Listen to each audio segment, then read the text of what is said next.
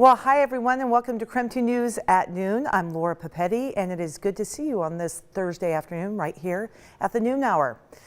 The U.S. has now confirmed cases of the Omicron variant of COVID-19. The first was discovered in California and the second now found in Minnesota. So here's what we know so far about that second person.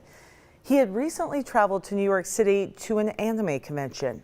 He was reportedly vaccinated and did receive a booster shot as well.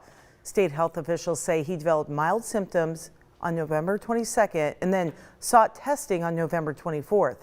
The Minnesota Department of Health commissioner says their state resources allowed them to find the person quickly.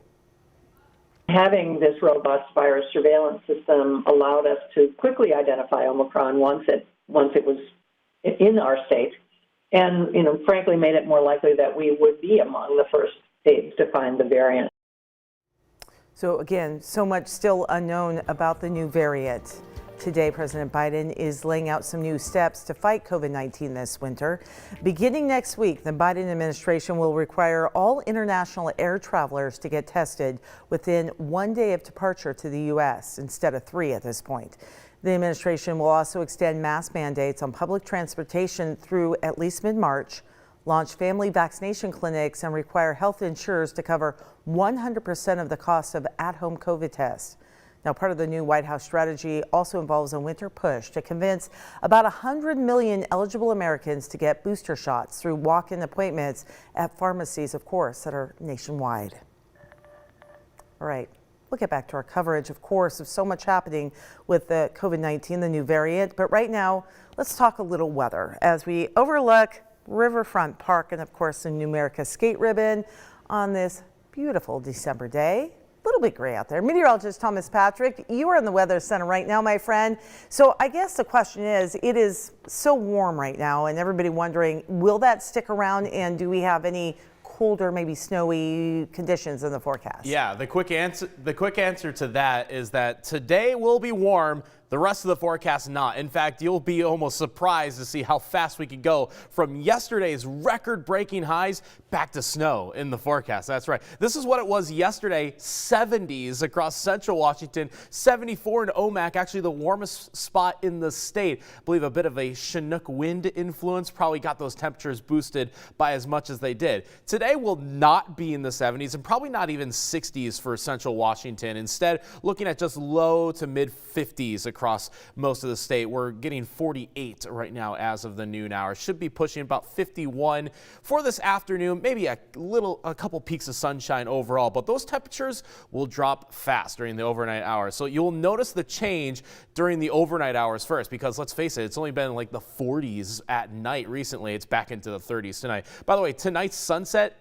3:59 p.m. We're pretty much at sub 4 p.m. sunsets for most of this upcoming month, and that's also part of the equation. But coming up, going to be detailing when snow is back in the forecast, because it is less than a week that we go from 70s in parts of the state back to snow for the inland Northwest.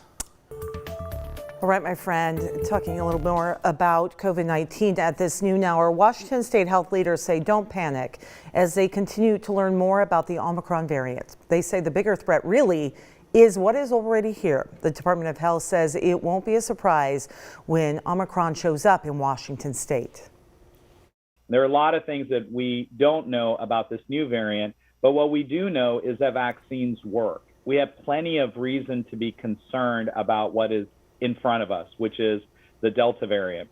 And that includes doing all the things that we need to do in order to fight not just the Omicron variant or whatever variant comes our way, but the current Delta variant in our state. So during the briefing, health leaders said even if this new variant is detected here in Washington state, the COVID response will likely not change. The focus will continue to be on self-isolation, identifying close contacts, and testing. And in Idaho, health leaders say they have seen a decline in COVID hospitalizations and cases in North Idaho.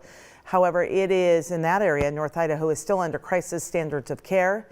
And as for the Omicron variant, health leaders say they are prepared in that state. They are researching to try and understand the variant's transmission rates, but Idaho health officials say they do have a way to tell when and if the Omicron variant does arrive. One of the things that's peculiar about the Omicron variant is that it's much like the Alpha variant that we saw last spring, in that there is a unique PCR profile for certain tests that may give us a sneak peek that it's here. So there's a particular gene target that doesn't amplify, and when we see that particular profile, it's an indication that we may have the Omicron variant present. Dr. Christopher Ball from the Idaho Bureau of Laboratories says the Bureau is in communication with Idaho Clinical Labs to watch for this particular PCR profile. And as research continues, health officials say the best way to protect yourself is indeed by getting vaccinated. All right, we continue with this developing news. 2 men are recovering and another man is in jail after a shooting yesterday in Post Falls. KREM 2's Nicole Hernandez has more from the Kokopelli coffee stand where workers witnessed the shooting. That's right. So Kokopelli Coffee is back open today. You can see just how long their drive-through line is. They say they're going to go back to business as normal, but they are asking for everyone who's coming through the drive-through to be kind and thoughtful with their words. So one of the victims in the shooting was parked here getting a drink at the stand. According to the coffee stand's Facebook post, that gun fired and a bullet went through his windshield, hitting him in the neck. That man did undergo surgery last night. A second man was injured by shrapnel. Both are expected to be okay. Kokopelli Coffee posted this to their Facebook page. It reads in part, quote, "It was very scary for everyone and for our girls. We love and appreciate all of your support and ask for only positive thoughts and vibes for all involved during this hectic time." The Post Falls police chief says investigators are questioning the suspect in this incident to see whether or not he had a motive for the shooting. In Post Falls, I'm Nicole Hernandez. Nicole, appreciate it. 12:07 right now. A major decision on abortion rights is looming in the Supreme Court. What justices have to say about it coming up.